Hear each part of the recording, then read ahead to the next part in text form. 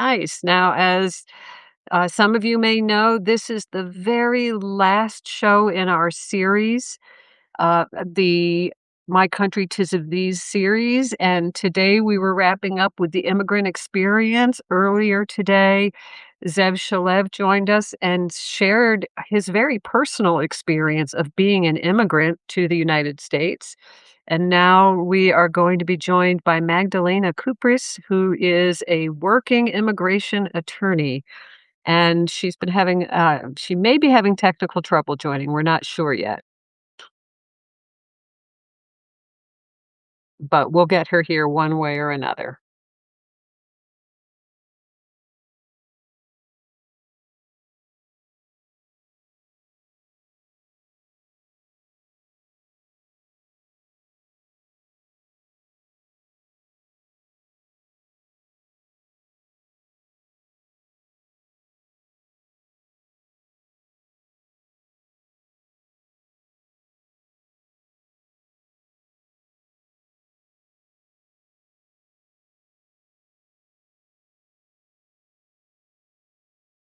Welcome everyone who has just joined. We're about 5 minutes from the top of the hour or the bottom of the hour, which is when we will be starting.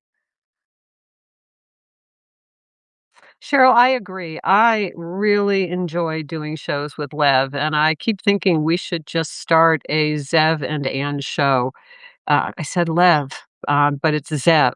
Uh, I agree about Zev, and I knew you meant Zev. So, yeah, a Zev and Ann show. Of course, we both have so much spare time, especially him.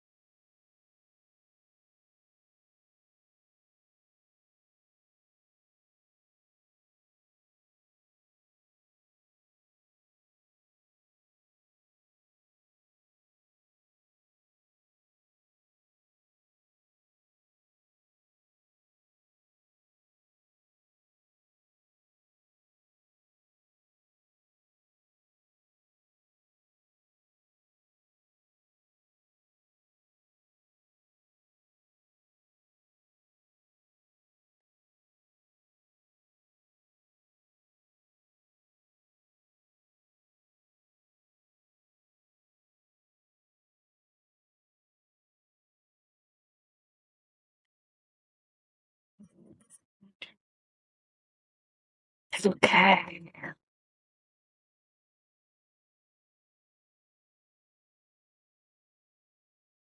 All right, let me see. Make sure that Magdalena's I know she's coming, so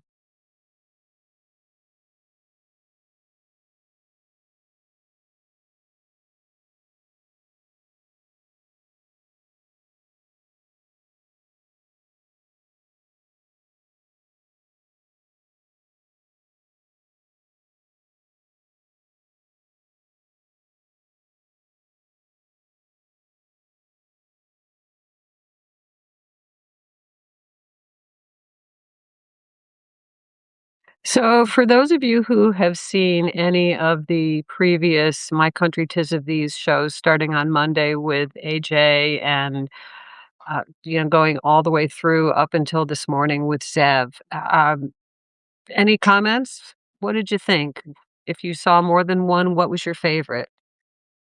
Yesterday, the show with Ken Rudin, that was amazing, I thought, with, Ken Rudin, who's the political junkie.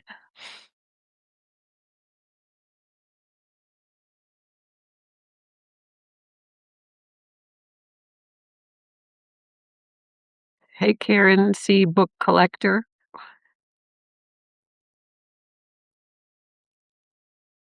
Ron from Washington State. Hi, I see you.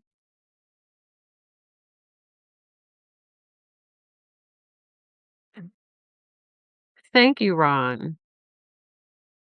I agree. It was informative because I have learned so much this week. It's just been wonderful. Aw, thank you, Margaret. And Zev is amazing. It's just he is to have someone again, he's an award winning he's won both a Peabody and a Murrow Award, and to have him writing literally for the people like this is just wonderful. Oh, thank you. Thank you, Margaret. That's very nice. Thank you.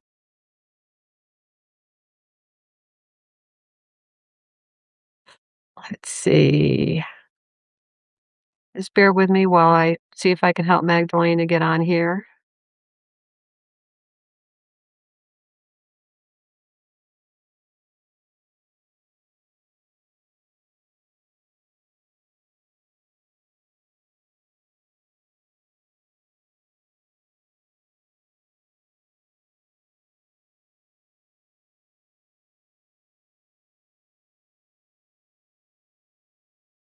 Well, while we're waiting for Magdalena to work out that technical issue, anybody oh, here she is. Hi. Hi. Oh, there we Hi. go. How are you? Good, how are you? Good. Sorry, it took me a minute to figure this out. You are right on time. You have nothing for which to apologize. And we've got an audience that's just so excited for you. And I'm excited to have you back. And just hi. You look great as well. Last time I saw you, I think you were sick. Yeah, yeah, thank you. I feel yeah, I feel good. Still medically isolating because that's forever, but I feel good. So that's yeah. So, well, everybody, welcome to the last show of the My Country 'Tis of Thee series, and we are wrapping it up again with the immigrant experience because we are nothing more than we are a nation of immigrants founded by immigrants, and uh, usually welcoming of immigrants. And then now we are here. And so I wanted to close this out. So Magdalena, we heard earlier today from Zev Shalev, who is an investigative journalist. He immigrated here to the United States. He was telling us that he was in South Africa and he became aware of, just he was in a police state and censorship. And so he really had always wanted to immigrate to the United States to get away from that. And he got here in 2008 and not long after found himself finding the same exact things going on here. And in fact, now he's basically exiled in Canada. So I'm so grateful to you for being here to bookend the series because you are on the ground fighting for these immigrants who have found themselves through the looking glass. You are in the trenches representing them, and God bless you for that because wow, do they need all the help they can get right now. And so I just want to give you almost free reign to tell us what are you seeing now? And has it changed at all since January? The last time we had you here, I think Alligator Alcatraz was like the really, I think you had clients there, in fact, if I recall correctly. So it was at its height. And anyway, so yeah, I guess the question is, what are you seeing now? Is it any different from what you were seeing this past year? Better, worse? Can you give us some hope? It's very hard to give hope right now, to be honest with you. Yes, I've had clients at Alligator Alcatraz from the day it opened until the day it closed. Throughout the whole time. I suppose it was a lesser it's gone, so it's not an evil we have to worry about at this point. It seems like immigration enforcement has ebbed and slowed, peaked and slowed. Lately, though, it's been very aggressive. I don't know if it's in preparation for the elections, but immigration enforcement has been very aggressive. And what we are seeing as immigration advocates is a total lack of respect for any rights. Okay, any rights. Just to give you an example, just yesterday I had yesterday morning, I had a client who has valid status, and I'm not talking about a pending asylum. He actually has a T visa approved, okay, which means that he cannot be detained and he cannot be deported. Um, he was driving in Florida. He had a valid driver's license. He had the approval of the visa on him, as well as his work permit. That visa allows someone to obtain employment authorization, a work permit for 4 years. And he had all of that. And he was pulled over because there was a CBP stop in Florida. They're very common. And, the officer's telling him he's going to be detained. Well, my clients are trained, so he knows to call me right away if that ever happens. And so he does. And I say, please ask the officer if he will talk to me. And the officer says, yes, he does talk to me on speakerphone from my client's phone. And I explained to him, look, you can't detain him. He is in valid status. You cannot detain him. And he says, well, we're going to verify that that's true. And I said, okay, that's fine. Being all respectful, you can go verify that. How long is it going to take you to verify it, however? Because I know for a fact from friends that are CBP and ICE officers that it takes, 2 minutes to put his alien number into the computer and they know their status. And he says to me, well, it's going to take as long as it's going to take, just literally. Okay. So here I am again, hopeful it's going to take, I don't know, an hour and two, whatever. I find out from my client that he was released 24 hours later. Okay. It took them, yeah, they kept him detained for 24 hours, knowing very well from the beginning that he had valid status because he had the approval on him. He had the work the work permit on him. And the work permit, all of them have a category on them, right? It tells you why you have a work permit, whether it's asylum, whether it's an order of supervision, whatever it is. In this case, it was the approved visa that he had. So it would have taken him 30 seconds to just verify the categories, okay? And they know all this because they're trained, okay? Took him 24 hours. And then when they released him, and he calls me, I go, did they at least apologize?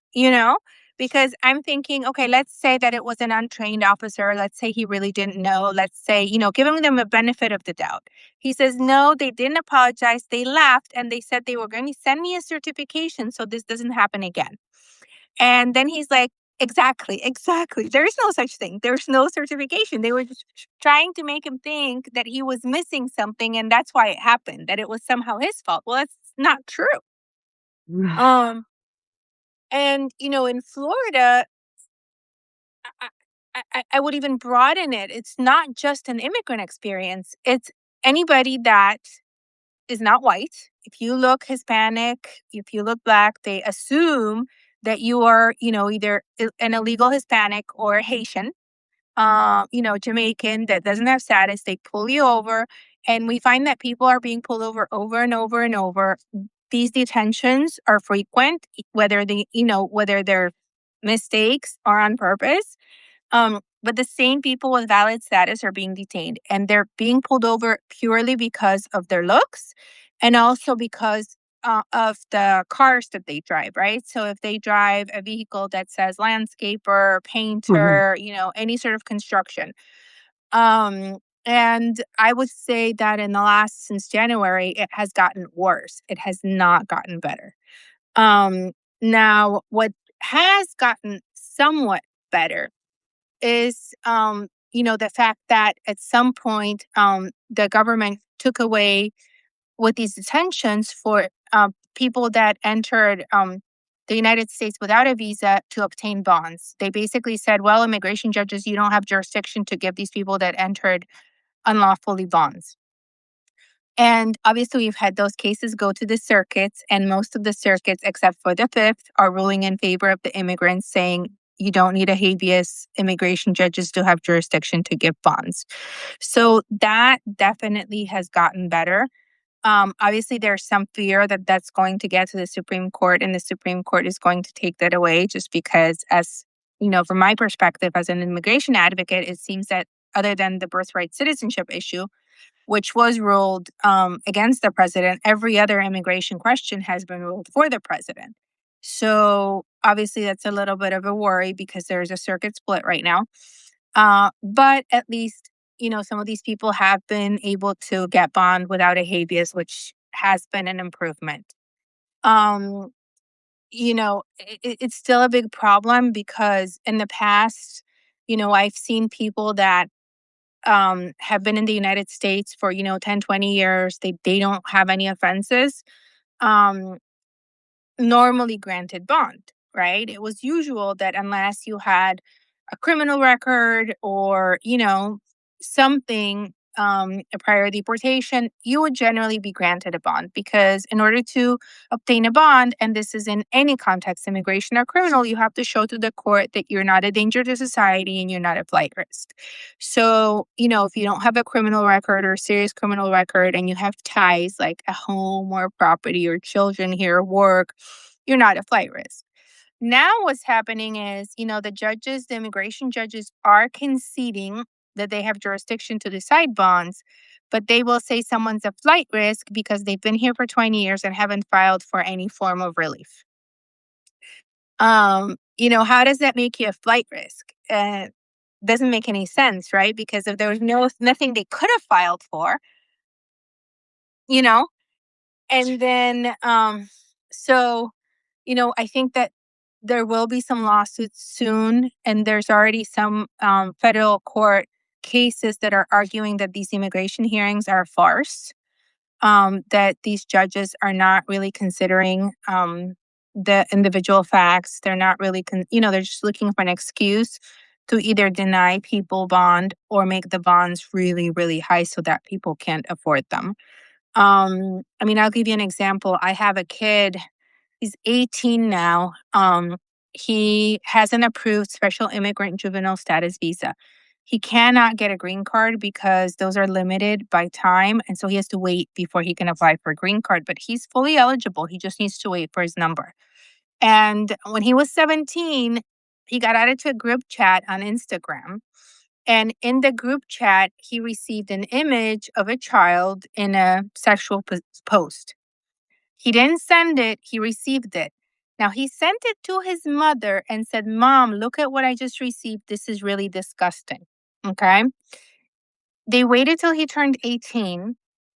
And then they came in and they arrested him for distributing pornography. He sent a message to his mom saying, "I just received this. This is disgusting." Literally, that's what it says. He was charged with a misdemeanor, I think, promoting child something. I don't know. And the criminal bond was $500. So this mom paid, and he was taken by immigration. And he's been in immigration custody now for about 8 months. Okay. Since his 18th birthday, because he was arrested like, I don't know, 2 weeks after he turned 18. They waited for him to turn 18 after, before they arrested Right, him. right. Yeah. We did a habeas. The judge in Jacksonville granted the habeas and said, "Hey, immigration court, you have to give him a bond and consider his individual circumstances." He was not deemed a flight risk because he's been in the US since he was 6 years old, has this approved SIJ visa. His grandma, I believe, is a resident. His mom also has some sort of approved status. He has a whole host of family members with status. But because of this one arrest, he was deemed to be a danger to society. He didn't send the image. He received the image. He was involuntarily added to, yeah, it's amazing. So, it's problematic because he has this open criminal case. They won't really give him an immigration bond because he has an open criminal case and they're considering him a danger, but yet they won't transport him back to the criminal court so he could resolve it. I think he has an offer for like PTI or something, which would be a complete dismissal ultimately. But he can't go there because he's in immigration detention. So he was detained in Florida for about 7 months, and they just recently transferred him to California. So now he's detained in California. Yeah. Ah, so Um, let me just stop first, and I just wanna welcome the people who've joined since we started, and I also want to remind you that if you have questions for Magdalena, who is an immigration attorney that we're speaking with, please put them in the chat. I will try to monitor the chat so that I can, uh, ask the questions to her. And also, Magdalena, if you could just, for our listeners, very briefly explain some of the terms that you were using, like habeas, and what it means to be in or out of status, because not everyone here knows. Yeah. So a habeas corpus petition is basically something that anybody, not just an immigrant, anybody can do or file with a federal court when you are detained by a police agency and you contend that the detention is illegal. And we have had to do that for immigrants because they were being detained by ICE. And they, in some cases, are being held for months. I mean, I have one that I just filed. I think my client's been detained for 18 months now.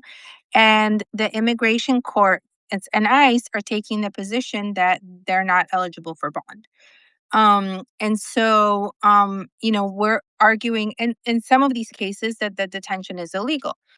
For example, in this case that I'm mentioning right now, my client was an asylum applicant and he was actually initially detained. He was released by ICE. He had an ankle monitor and he was out on the street for 5 months.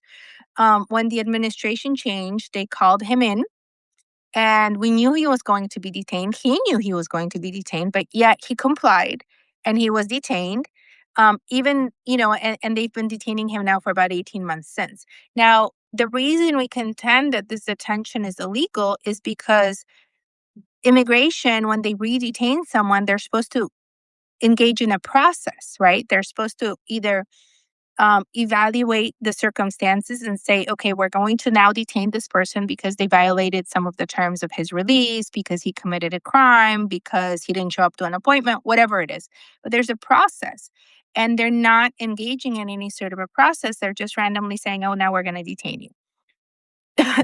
And so the way to remedy that is to file a federal court civil action called a habeas corpus, basically alleging to the federal court that the the the body, the corpus, right? That's a Latin term, is being illegally detained by whatever police agency is detaining and asking the court to order the release of that body. So that's what a habeas corpus is. And status and without status basically is, a lot of immigrants come to the United States either with a visa or without a visa, right?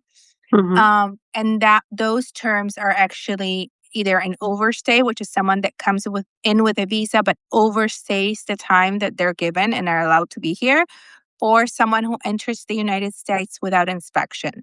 Those generally are people that are smuggled with either by coyotes or they come to the border and they request asylum. They turn themselves in to CBP and say, I'm afraid because to go back to my country, please, give me an asylum. And in the past, CBP would conduct basic interviews to determine on its face whether there was a viable claim for asylum. And if there was one, then they would allow these people to come in and schedule them for court in the future. And so, um, those are those terms. And then in status and out of status is so in status is someone who legally right now can stay in the United States. It's because they have a valid visa, is because they have a valid work permit because of some way that one of the immigration agencies has allowed them to be in the United States. And out of status is someone who basically does not is not legally here.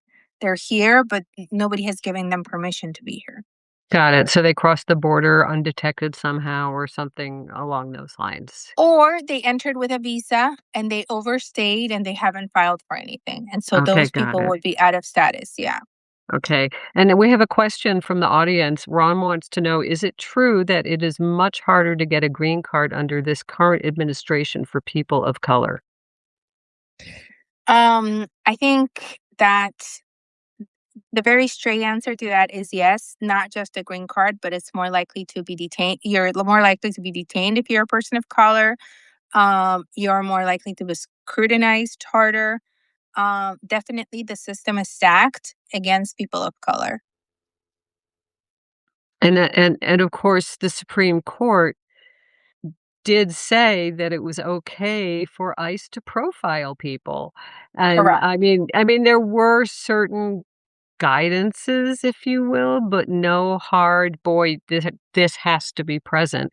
It was sort of, if I recall correctly, and you will know much better than I, but it seemed, my sense was that it was a totality of circumstances.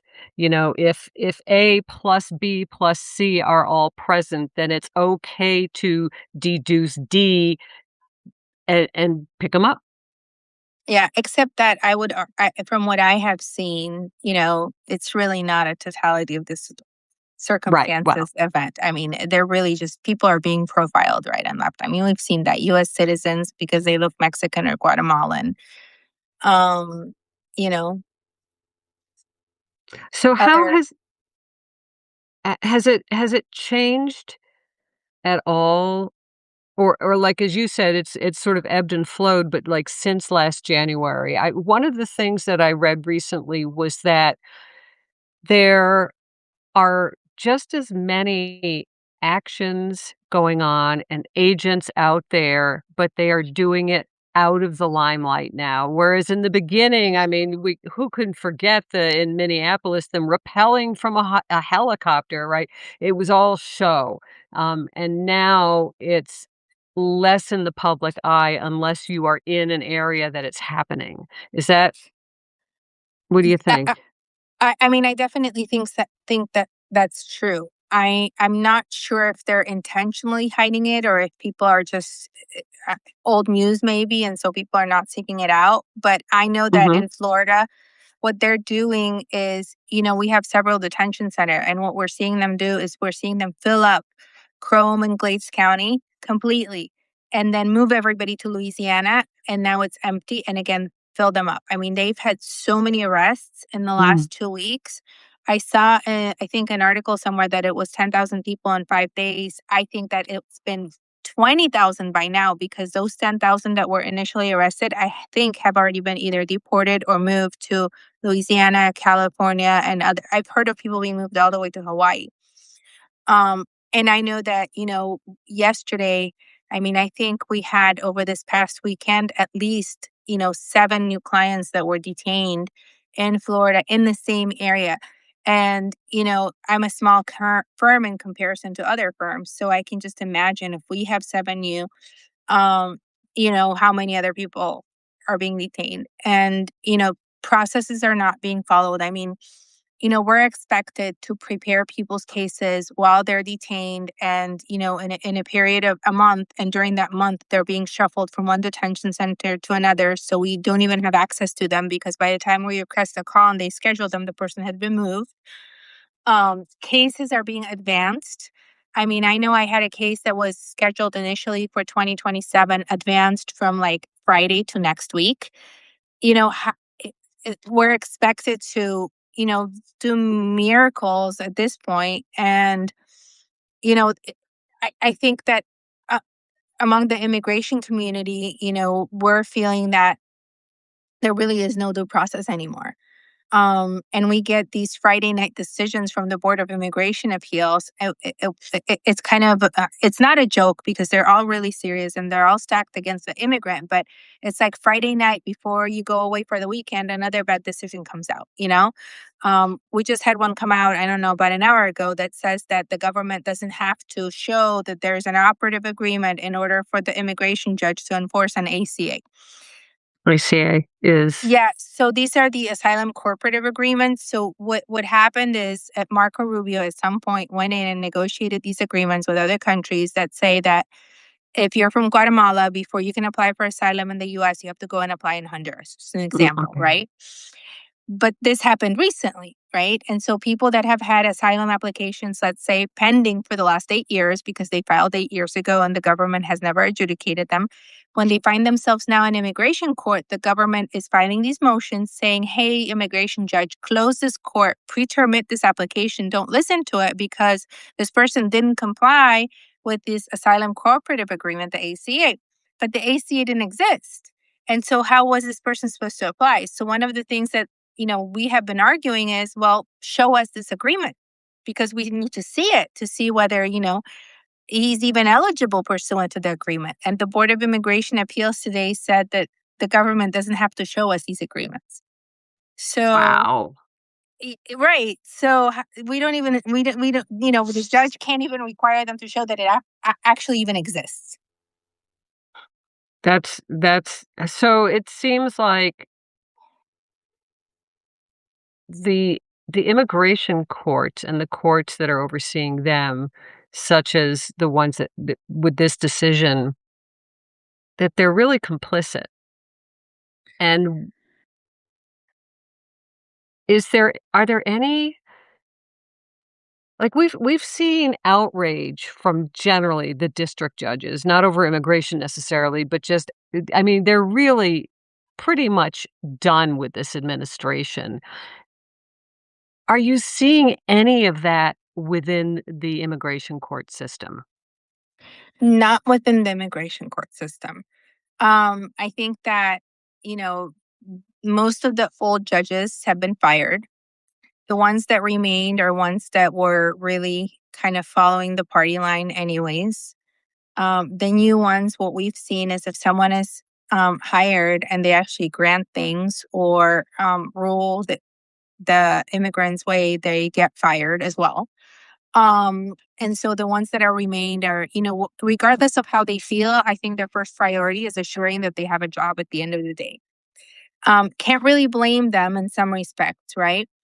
But we are not seeing outrage in the immigration courts among the judges. We're not seeing outrage among the Department of Homeland Security attorneys. Um, they either look for a way to retire if they're outrage, or they stay on and they do the bidding. Um, but the system is, every day stacked more and more and more. And like I said, I think there's we're starting to put together some lawsuits, and I think there will be a lot more coming out, basically saying that these courts are a farce. They're a joke. Um, Frankly, they're a joke. I have to prepare an asylum application within a week. Even when I show up and prepare it, then they're going to argue, well, it didn't comply with this ACA, but they won't show it to you. We don't even know if it's true that it exists. And, from our perspective, not everybody, but there's a lot of attorneys out there that straight out either lie to the courts or don't give us the information that we need. Like, I'll give you an example. I had a petition who had a pending U visa, and I did not represent him on the U visa. He had another attorney. Um, but he ended up in detention, and it was at a time where bonds were not being allowed in Florida. So we filed a habeas corpus petition and we had a hearing on it. The judge actually had me and the AUSA go in for a hearing. And the order says I'm denying bond because I don't have jurisdiction. However, I think it would be different, perhaps, or I would make a different decision if this person had a good faith determination from USCIS that the visa would be granted, right? Mhm. And the order actually says that. Um, because that AUSA never disclosed to the court that there actually already was a good faith determination. Just let the court think there wasn't, right? So he wasn't granted a habeas. At some point, that once the 11th Circuit ruled, we applied for a bond and he was granted bond. But before that, I filed a second habeas after he was already in detention for 6 months. And I also filed a writ of mandamus saying, hey, his U visa has been pending for 8 years. The delay is, unjust and outside of what you say you're going to process these visas as. We want you to process. So I had to sue the government in federal court so that they would comply with their own regulations and process this visa. And I get another AUSA email me, hey, you're arguing that we need to issue a good faith determination, but he's already been issued one like 3 years ago. Didn't you know that? And I said, and she sent it to me, because I said, send it to me. And she did. She sent it to me. And I said, well, I want to know why, the first AUSA attorney didn't say that, because the judge's order says if this existed, my decision would be different. Why did the attorney in the detention center fail to disclose this? Because they also, should have known that. Um, and, you know, these are the things that are happening. And I know that So, I mean, there's so much turnover with the AUSAs, which is assistant U.S. attorneys, which actually dovetails right into a question that Frida has, which is, are you seeing any former DOJ lawyers moving in to help? I mean, I don't think they're coming in necessarily as immigration attorneys, but in any capacity, are you seeing, the former DOJ lawyers know the deal in terms of, what you guys are up against? Have you run into any or any sort of coming in? So I have seen former DHS attorneys, join some of the immigration advocate groups saying, "Hey, I quit or retired. Now I'm an immigration advocate." Very few, but we have seen some.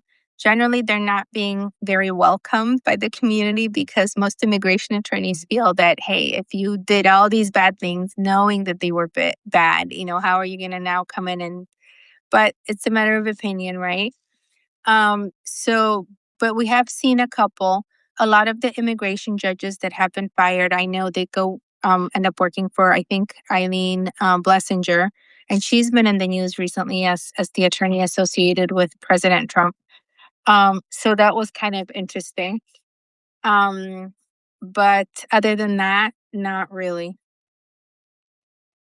Oh, that may still happen. I was and Frida's then her follow-up question is, "Oh, well, is it that the system won't accommodate them?" Um, I think and I there's don't know. I think there's room for attorneys, and I think that the system will accommodate them. I don't see why not. The immigration population right now, even with attorneys, is heavily underrepresented. I think statistics out there say something like only 20% of immigrants have lawyers, for a million reasons, right? I mean, we're stretched to the bone because of all these hearings that are being advanced, because of all these detentions, because things are changing from one day to the next. So you think you're ready for a trial, and then tomorrow the law's different. So there's definitely room for people to come in and help immigrants, for sure. So I don't think that they can't be accommodated. I think that they just, have to convince it that they really want to do this, and that, I think it's hard when, they knew that they were basically um, enforcing laws that maybe were unjust, or maybe they weren't enforcing laws, but were, trying to kind of act and do their job by not being 100% honest. And that's where I think that the issue may be. Sort of looking the other way, even if they weren't, actively, being complicit. I wanna ask you a question, and I don't know if you've thought it because it's really kind of a thought experiment, but I've given what we see going on with Trump with his. Oh my god, what today I think today was his 6th action in an effort to control the elections, right? Because every single one of his actions in trying to control the elections has basically been thrown back in his face, right? And, so today he fired a bunch of people on his election commission because, because he can't get the SAVE Act passed, and his executive order about mail-in voting was, trounced by the courts, and the post office trying to effectuate that by saying you have to upload your voter rolls to our post office portal if you want us to carry your mail-in ballots. That was rejected by the courts, and anyway. So we know that he's getting more and more desperate because he's scared. He's really scared of the midterms. And so actually it's kind of a two-part question. But let's assume for a moment that it's true, that it's potentially true, and I know it's not, but I'm just, again, thought exercise, that there are immigrants who are voting, who don't have legal status to vote. Do you think that see, he believes that. That's what we're gonna assume, that he genuinely believes that. And so do you think that part of this rounding up all the immigrants and getting them the heck out of Dodge, do you think that that is part of his trying to make sure that He's getting rid of all those horrible immigrants that are voting for, the other N side. Do you think he thinks that? I don't know if he thinks that, but I can tell you from my experience is that if there are immigrants voting in the elections, which I highly doubt, but if there are, they will be voting for him, not against him. Which is, very odd. But from the immigrant communities that, we deal with, many of them still support Trump. Because remember that a lot of these immigrant communities, they come from communist countries, the Cubans, the Venezuelans, the Eastern Europeans, they come from communist countries. And what they fear more than anything else is communism. And so they identify the left with communism. They identify the right with everything, that's against communism. And so they will be voting for him, not against him. So this whole theory that I'm deporting all these people because they're going to be voting against me, it's in my experience and my view, is completely contrary to the facts. Because first of all, statistically, immigrants don't vote. The only ones that I've ever seen that voted, all right, they were registered by mistake while they were in high school or something like that, and somebody registered them. Um, or they genuinely thought that they had a right to vote because they've been in the United States forever and they thought they were a US citizen and had a right to vote. And out of my last 20 years of experience, I don't think I've had one single client that had voted in an election. Definitely I've heard of one, but I haven't had one. And I've had almost every case out there that you can think of. So by far, the people that are voting in elections that are immigrants are very, very few. And again, immigrant communities, for the most part, sadly, support Republicans. So, So we have another question from the audience, and that is, what is the variation in immigration enforcement abuses between individual states? And so I think, put another way, the question is, which states are abusing, are enforcing, abusively the most versus the least? And that might lead to another question of which states are are safest for immigrants now, although, this is a federal action, so I'm not sure any are particularly safe. yeah, I don't know if there's any states necessarily where it's safe for immigrants right now. Um, there's strength in numbers always. And so if there's larger immigration communities, I think that that's where I would be, even though it's counterintuitive in a way. In terms of, where it's being enforced, the wars, I, I don't have the answer to that question. I mean, I do represent immigrants all over the United States.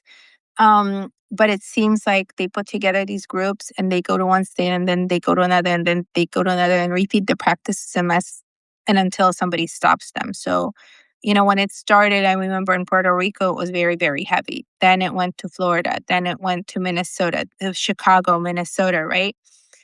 Now it seems like it's very heavily in Florida. I mean, I'm hearing a lot of enforcement actions in Florida, less in other states. Um, but do I think that they're abusing rights more now than before? I think it's the same. I think that for whatever reason, we just hear about it less right now. And I'm constantly contacting reporters. This is what's happening. This is not right. Because like I said, they're detaining people they don't have a right to detain. It's one thing to detain someone that you have a right to detain because they don't have status, because they're undocumented, because they're completely illegal, however you want it, whatever more perhaps there's even an argument to make. They can do that. They can detain. They can go see the judge, and the judge can decide, okay, give them a bond, not give them a bond, whatever. But people that have a right to legally be here, to be detained for no reason and held for 24 hours, that's a complete abuse of someone's rights. And just because you look Hispanic or because you are Hispanic or because you're, Haitian or because you're Jamaican, I have a big problem with that. And I have a big problem with that, not as an, necessarily even an immigration attorney, as a person, as a US citizen. Um, I wouldn't wanna be my mom has an accent. My mom is very heavy accent. She's Polish, she's white, but a very heavy accent. She's very clearly an immigrant. I would hate to hear that, she spoke out somewhere when she was, pulled over for a traffic ticket and was arrested to, check her status for 24 hours. And these places where they're being held initially, they're not even detention centers. They're in some ways even worse than Alcatraz because they're prepared to hold, people they rescue from the ocean, maybe for a day or two while they're providing them with basic needs and services. They're holding them for days on these flat beds. They don't provide them with phone calls. There's no access to a lawyer. Ugh. The conditions are deplorable. What what role do you think uh, protests outside these facilities? I know they're still going on in some places, and do you think they help more? Do they hurt more? Do they make your job harder, I easier? They don't impact it? I definitely think that, protests, the power of the media is huge. Okay. And I think protests are always beneficial. I think they lose some credibility when they become violent or they become excessive, but generally we've seen that protests are successful. At the same time, look, economy is really bad. How many people can go and protest for day after day after day, right? Um, but I do think that they're very helpful outside of the facilities. I think they're very helpful generally. And, I think that, it's very difficult because I try and make people understand sometimes, that when they take this position, like kick out the immigrants, it's not so black and white. And people think that the people that are being kicked out, like people seem to agree with that until somehow it hits home. Whether it's a family member, a neighbor, or someone they know, they're like, oh, but I never thought that would happen to them. Oh, but Right. people don't realize until it hits you how bad it is. And it is really bad. They're not going just after the bad people. They're not going just, after people that are illegal. They're going after anybody and everybody who looks Hispanic, who they don't want here, who they just, want to arrest and bother. So Rhonda wants to know, she's curious if tourists, and by that I think she means primarily from outside the country as I read the rest of the question, if the tourists are being profiled and stopped, or if maybe, tourism is down because all around the world now they see what's going on in Florida and elsewhere. But if have there been any detentions of the tourists if they didn't have their passport on them? Or when they're or even if they're vacationing from another state. So basically, has tourism led to uh, tourists being detained? Do you know Tourists, or? yes, 100% tourists have been detained. Um, and yes, it's profiling. I have had students and their spouses detained in valid student status. Students that are attending universities, their spouses, they're being detained and arrested. I mean, I think I had a gentleman sitting at the Broward Transitional Center for 5 months and he always was in legal status. He never violated the status.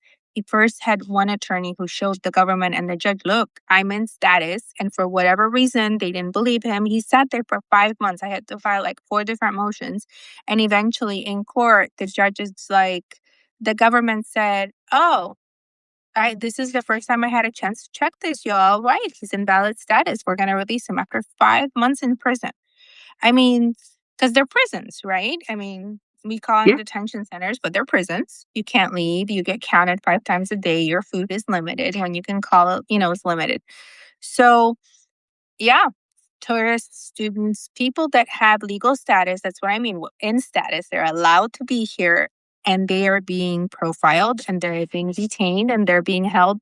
I think I saw one habeas petition where priest, the Archbishop of Miami filed a habeas because one of his priests was detained and he was in valid status. So Are people putting together, hopefully to certify a class lawsuits over these? I mean, those are the clearest to me, and again, I don't work in the immigration field. I'm not an immigration attorney, so it may be, that my view is, not the right view specific to immigration, but it would seem to me that the people who have been held, like that gentleman you just talked about, who is was in status validly. In other words, they had no legal reason to detain him, especially over a period of several months. Are are are those people getting together and filing lawsuits against this administration? Very little. Remember that lawsuits are expensive. People consider themselves lucky that they're out in light of what's happening. Everybody's still scared. Some people are thinking about it. My client that was released yesterday was very angry. I was very angry, and we're trying to determine whether the right thing to do is sue. Remember, when you sue, you also have to think about damages. Well, what are the damages, and how much are those damages for 24 hours of detention? Um, and how a jury, if it ever went there, would see it. So, I think a lot of people are thinking about it, but I don't know if there's any active lawsuits right now in that context. Well, I do know that, and I think Abrego Garcia has gone this route because I think before you can get money damages, you first have to file the administrative. I forget what it's called, but The it APA. basically, yeah, it's basically you file an administrative claim, uh, claiming damages, and then the government can either agree and pay you through that route, or they disagree, and then that's how you're able to get into the regular federal court system. And so, I mean, I think they would have to do that, but I am confident that there are organizations out there that are wanting to file these lawsuits on behalf of these people who have been illegally detained. And that seems like the most sympathetic class would be people who were in status and who have been wrongly detained. So I really hope that someone puts them in touch with one of those organizations that would be willing to take this up on their behalf because um, it just seems like that would be the most sympathetic case. Um, Another question is that Frida has is, are they still letting them self deport if they want to? They are letting people self-deport. They're lying to people about what they're signing, and a lot of people are quote unquote self-deporting because they're lied to as to what's being signed. Um, but yes, a lot of people, especially when they're detained, a lot of people, especially people that have never been arrested, detention is very stressful on them. And so statistically, most of those people sign a deportation order relatively quickly because they just cannot handle the tension. The ones that end up fighting their cases for the most part are people that have had prior arrests because, they've been through it. They know what it's like. They know they can take it. So ultimately, if you win any of these cases, these are people that generally have a colorful past. The system's kind of interesting, right? Um, but yes, a lot of people are still self-deporting. When you are working with someone who has been through this, like your client yesterday, and you get them out. I know anecdotally that a lot of people who've been through this still choose to stay, even though they may still not yet even have, their cases, they haven't been awarded a status. It's still in limbo. They're still hoping for asylum, whatever the case may be. Uh, uh, they're still willing to wait it out here rather than go back home. And I'm wondering if you could speak to that. Um, Obviously, in part, that says a lot about where they came from and the dangers, but also, what does that say uh, about the United States? Like, why would they still want to be in a place that has treated them so badly, assuming, they haven't been here for many years and don't have lots of family here and that sort of thing. Well, I What think do they I say? I think that for the most part, the people that choose to stay are the people that either do have family here, and it's really hard to kind of pick up, or maybe even impossible. I mean, there's a lot of mixed families, right?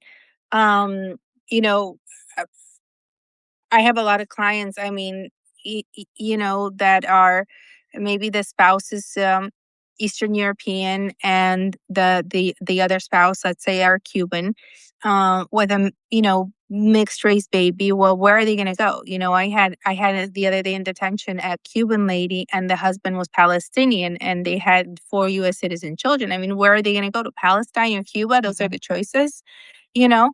So a lot of people choose to stay because there's nowhere else for them to go as a family, and a lot of others stay because like I have a Guatemalan lady, and the husband's Mexican, and they have children that are stepchildren where the other parent is here in the US, and they won't allow those children to go with the family. And so, the mom now has to face, do I go with my husband and his kids to Guatemala or wherever, and leave my other two kids with their dad, or do I stay and then let my husband be deported and be a single mama for kids? So I think for the most part, those are the people that are choosing to stay because it's just logistically, there's nowhere to go. It's too difficult. And also, the other part of it is that, like we just mentioned, Palestine and Cuba, where are they going? Where are they going to go? And that's not an exception. I mean, you would think that, there's very few families like that, but there's a lot of mixed, country families. So it's just too difficult to go back. And then, if you came here to ask for asylum from your country, the other aspect of it is that maybe it is too dangerous for you to come back, and it's kind of weird because a lot of people say, "Oh, I've been to Cancun, for Mexicans, it's not dangerous unless it's you buy drugs or this or that." But, the experience for us as tourists in Cancun is completely Oh, different yeah. than what it is someone living there, we go through these asylum stories, and sometimes we present them and we tell people, and judges are like, that's not possible, but they don't understand that it's different in other countries. The cartel can find you anywhere in Mexico, if they want to. It seems like you could hide in the United States, maybe if you had problems with someone in Chicago, they can't find you in LA. But that's not the case in Mexico because people know people, they know each other, it's just different. Um, and so, sometimes even though they're being treated here so badly, it's still less dangerous. I mean, I've had people that will say, I prefer to stay in detention than go back because they're safer in detention than in the Yeah. country. Yeah, and yeah, and that's heartbreaking. That's absolutely heartbreaking. And EG says, "Thank you for explaining the logistics." And yes, thank you for that. Thank you for everything. What I want to do now is we have just under 10 minutes left, and I want to give the last 5 minutes to you to talk about whatever you want, because I just really want to do that. But so before that, what I want to ask is, let's assume, and I really do believe this is very possible, that the November midterms that we flip at least the House. But in a perfect world, let's say we flip both. What would you say are the top 3 things that you would want people to impress upon these representatives to get done as soon as possible? What needs to happen to start turning this immigration nightmare around for these immigrants? I think that, Congress really has to. I mean, look, the immigration system is broken. It's been broken for years, years and years and years, decades. Okay. And it has to be fixed and it has to be changed. Um, I don't think that the solution is kicking out all immigrants. Okay. And why is that not the solution? Not because, I love immigrants, but the reality is that we need them. Okay. In Florida, where we've been heavily impacted by these detentions and deportations, it's almost impossible to find a gardener. It's almost impossible to find a cleaning lady. It's almost impossible to find, administrative staff. You know, everybody, Healthcare there's also in a help. lot of states, healthcare. Right. There's a shortage of people that we need, and if we continue this, we're going to be the ones suffering. I mean, I think a lot of us are already suffering because of that. I mean, so um, you know, I think that it's very, very important to, as a country, think, okay, what kind of immigrants do we want? And how are we going to fix this whole system? And what are we going to do about the people that are already here? Are we going to allow them to apply for something, create something, allow them to apply?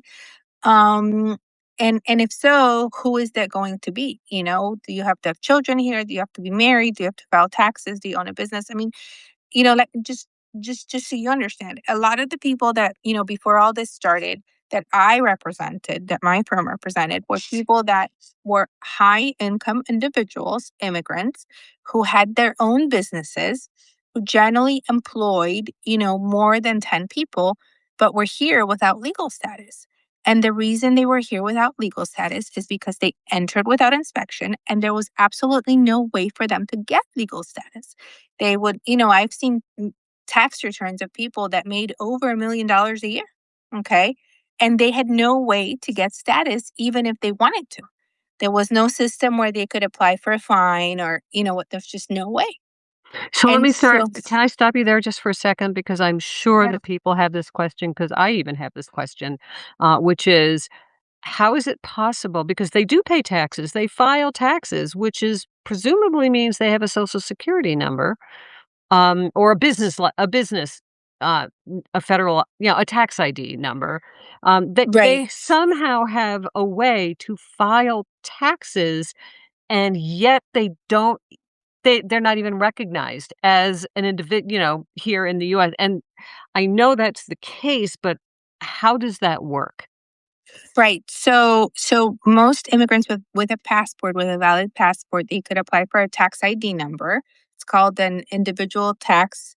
Uh, It's I-10. I don't remember what the middle I is for, but it's individual taxpayer identification number. It's called an I-10. So with that, it's an equivalent to a social security number in some ways, because they could file taxes, but they could not get any deductions. So they could not get, for example, the child credit if they had a child, or five children or whatever. So they could individually file taxes. And like I said, for these high net worth individuals that I represented in the past, they generally also had a company, and the company obviously had an EIN number. And so the company would file taxes, and then they would file taxes as individuals with the I-10. But all of this was legal. They also had licenses. I mean, they would fully comply with every portion of the law, um, and did everything, but yet didn't have a right to have a driver's license in Florida, for example. So, So they're legally in taxpayer status, which correct, is the federal government, and yet the federal government is saying you don't have status here. correct, correct.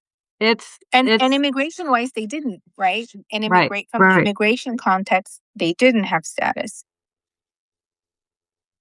Okay. So, Well, thank you for clearing that up, because that's something that's always, I mean, I knew that was going on, but I just, to me, it didn't make sense that the federal government could be saying, "You're paying your taxes.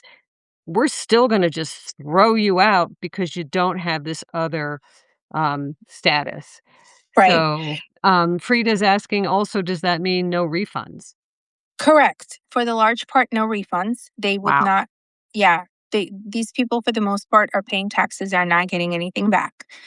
They can't get public benefits. They have to pay for their own insurance, the exception of, Medicare when they're pregnant or something like that, which was discouraged. So most immigrants didn't even apply for, because they are with Right. thinking that if they apply for their kids, it will, hurt them.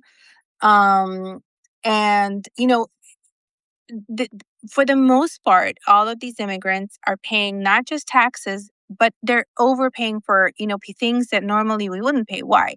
In states like Florida, if they wanted to run their business, they would have to hire a driver, normally a U.S. citizen, to drive them, because they were not allowed to drive. They would have to pay people to do certain things that they couldn't do because they don't have legal status. So a lot of the people that I represented, for example, were married to US citizen and the business is in the spouse's name, the spouse controls everything and they're in a position where exactly, and a lot of them are in a position where, if they choose or if they need to leave the marriage, they're going to lose everything. And I've seen that. A lot of spousal abuse in that context where all of a sudden, this person works and whatnot. I had one gentleman that was married to a US citizen that won his case in detention because she was so abusive. And every time that, he would never call the police because he was afraid that he was going to be deported or detained. So, what he would do is he would pick up the three little children and he would go out on the street and take a walk with the kids to keep himself and the kids safe. And the neighbors would call the police. So, there were police reports where basically the police found him and they would ask him what happened and he would say nothing, everything's okay. But the neighbors were like, she's beating him again or whatever. Yeah, horrible situations. And he would, you know, and he was granted status, believe it or not, by an immigration judge in detention center. And I remember that after he was released, he actually went back to the wife because, The they had kids. three kids. Well, yeah. And, I'm sure that as is in a lot of abuse situations, he did probably love her. He thought he loved her. And I was actually reading the police report the other day because I was trying to do a live about Vawa, and so I remember that case. And after they got back together, she almost killed him. She stabbed him. She's still in prison. They gave her 30 years, I believe, because, didn't care about the kids, and the poor guy. And he never, not once, called the police because he thought he would get deported and he didn't want to be separated from the kids. So he did everything she wanted at all time. And so, these people work really hard. They pay taxes. They generally take care of their children. They don't take public benefits and they have to put up abuse, often from spouses, sometimes from neighbors, sometimes from other relatives, sometimes from bosses. And they do it um, because they don't have a choice. That's horrific, absolutely horrific. Um, Yeah. so we're at the bottom of the hour, and I want to give you, like I said, we're gonna go a little over because I really want to give you the last word. Um, I appreciate not even just you being here today, but even more what you're doing. I mean, Oh, what you are doing for these people is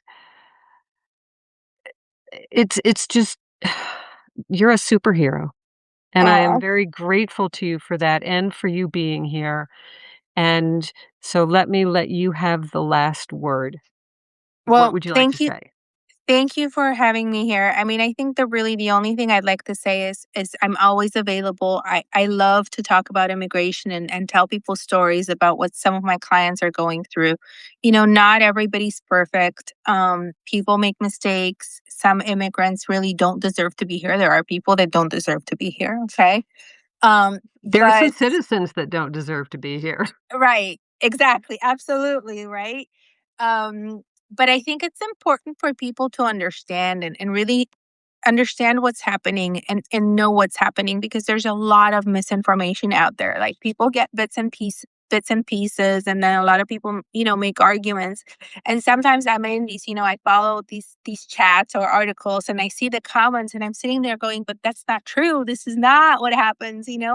And I would just love for people to understand that there is me and there's a lot of us out there that we're happy to answer questions. We're really happy to tell you, hey, if you don't believe me, you can go to a hearing at Chrome at the immigration court. Okay, those are open to the public. You can listen to see what's happening.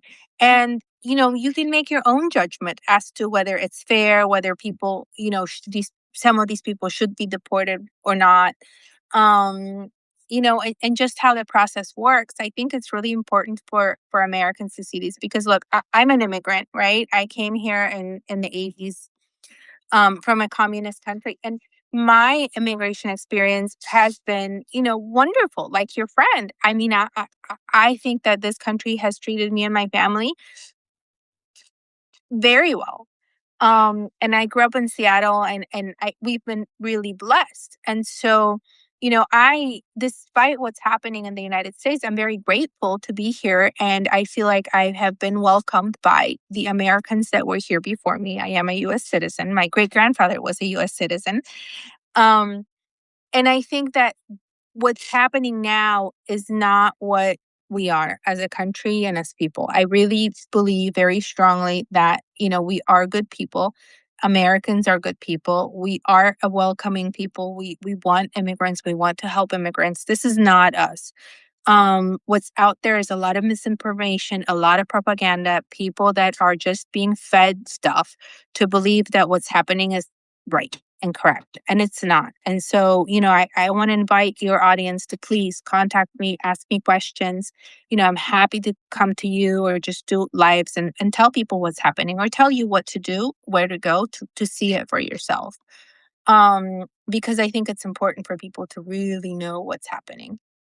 It's so important that, especially as you pointed out, in this era of so much misinformation, it's really important to get your information from credible, knowledgeable sources, such as yourself. And even though that was supposed to be the the last word, Joe just said something, and she said that. So I'd like you to speak to this if you can, if you're familiar with it. If you're able, as a citizen, you can sponsor these people as they get status. And she said she tried, but her income fell short. And I'm not familiar with that process. Is that something anyone can do? So yes and no. So there's different types of sponsorships by U.S. citizens. So there's people that can petition for people, family members, and employers can petition for employees. And those require sponsors and income. Now, people that are in detention, generally nowadays, the judges are requiring a U.S. citizen sponsor. And yes, there's an income requirement, I believe, of about $36,000 a year. So, yes, as a US citizen, you can help by being a sponsor. However, most judges ask how you're related to the detainee and how you know them. And if it's someone you don't know, most of the judges will not really consider or give a lot of weight to an affidavit of support because they say, well, this person, is just doing you a favor. They really don't intend to do what they say to do or what they say that they're going to do. So I'm not sure that, necessarily trying to sponsor or be a sponsor for someone you don't know, recently is helpful. But if you personally know someone that's been detained and they need a sponsor, then yes, that I would strongly encourage you to do if you want to help. And what does that mean to sponsor? Does it mean you're putting up their bond, or does it mean that you're guaranteeing S- something? So these immigration judges, what they're requiring from sponsors is an affidavit, generally notarized, basically stating that, I'm a U.S. citizen. I know you for the last 10 years and I make, at least $36,000. And I promise that I will provide you with housing, food, and shelter if you need it. And I will take you to court if you need transportation to go to court. Mhm. In my opinion, these sponsorships are not enforceable because they are simple statements. They are not the type of affidavit of support that one signs on Form I-864 that actually is a petition when you sponsor a family member to come to the United States. That's a different form of sponsorship. It's not actually a requirement by law to have a U.S. citizen sponsor, but at some point, some judge decided that they were going to ask for one, and now everybody asks for one. So, can the government at some point enforce it? I don't think so. Again, because it's not an actual form, it's not a contract. It's just a notarized statement saying, I promise to do this. You can always revoke that statement. Okay, that is very, very helpful. I really appreciate that. Um, oh, well, Magdalena, first of all, where can people find you? I know that you have a Substack at Serving Immigrants. And is that a good place for them to find if they want to follow you and see what you're putting out there? Yeah, that's a good place. I'm also on Facebook, Instagram. Um, Again, it's servingimmigrants.com. We have a website.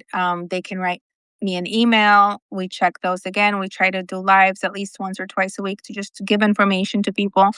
Most of them are in Spanish. We're going to start doing them in English as well, just to cater to a larger community. Substack, LinkedIn. We're out there. We're out there. And if people want to help by getting involved, by being monitors, we can also suggest agencies that you can volunteer with.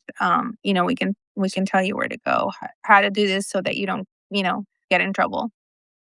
Well, that's really awesome. And again, thank you so much for what you're doing. And thank you for being here. And thank you also for bookending and helping us wrap up our My Country 'Tis of These series. The recording of this show will be going out shortly, and all of the previous shows that we did this week. And just to remind people, Monday we had A.J. Jacobs, the author of The Year of Living Constitutionally. Tuesday we spoke with Jordan Parker, who is a practicing attorney on the law and the Constitution in this era. Wednesday we had Danielle Reef, who is the retired diplomat with USAID and her peace plan. Yesterday, we had 2 people. First, we had Jesse Wegman, and he was talking about his new book, The Lost Founder, which was a fascinating talk. And then we had Ken Rudin, the political junkie himself, as our second guest yesterday. And then today, Zev Shalev talking about his experience personally as being an immigrant. And then finally, last but definitely not least, Magdalena Cuprys, who is a wonderful immigration attorney. And this was a very informative, educational show, Magdalena. Thank you so much for being here. Not the first time, and I hope it won't be the last. Absolutely not. Thank you so much for having me. Thank you. And everybody, thank you so much for being with us. This has been wonderful. And have a fantastic weekend. Bye for now. Bye. Thank you.